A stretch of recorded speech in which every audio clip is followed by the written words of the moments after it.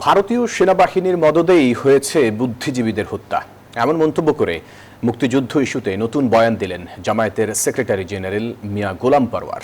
তিনি বলেন, জীবিত জহির রায়হানকে যদি পাওয়া যেত তাহলে বুদ্ধিজীবী হত্যার আসল ইতিহাস এই জাতি জানতে পারত। ভারতের নির্দেশনায় আওয়ামী লীগ বুদ্ধিজীবী হত্যার তদন্ত আগাতে দেয়নি বলেও মন্তব্য করেছেন তিনি। রবিবার রাজধানীর কৃষিবিদ ইনস্টিটিউটে শহীদ বুদ্ধিজীবী দিবস হিসেবে আলোচনা সভার আয়োজন করে ঢাকা মহানগর উত্তর জামায়াত ইসলামী। সভায় জামায়াত ইসলামীর সেক্রেটারি জেনারেল মিয়া গোলাম পরওয়ার বলেন, স্বাধীনতার 54 বছর পেরিয়ে গেলেও বুদ্ধিজীবী হত্যার রহস্য উন্মোচিত হয়নি। বলেন, দিল্লির পরিকল্পনায় ভারতীয় সেনারা দেশের বিজয়ের প্রাক্কালে বুদ্ধিজীবীদের হত্যা করেছে। এর একটি মাত্র পিল আপনাকে করবে টেনশন ফ্রি। এসএমসি নোরেক্স 1, এক পিলের সমাধান।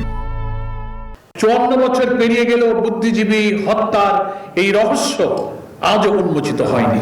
দিল্লির পরিকল্পিত ষড়যন্ত্রের ভিত্তিতে ভারতীয়রা আমাদের এই সেরা সন্তানকে হত্যা করেছে। জুলাই যোদ্ধারা এদেশের স্বাধীনতা সার্বভৌমত্ব রক্ষার অতন্ত্র প্রহরী, তাই টার্গেট করে করে তাদেরকে হত্যার পরিকল্পনা করা হচ্ছে বলে মন্তব্য করেন এই জামায়াত নেতা।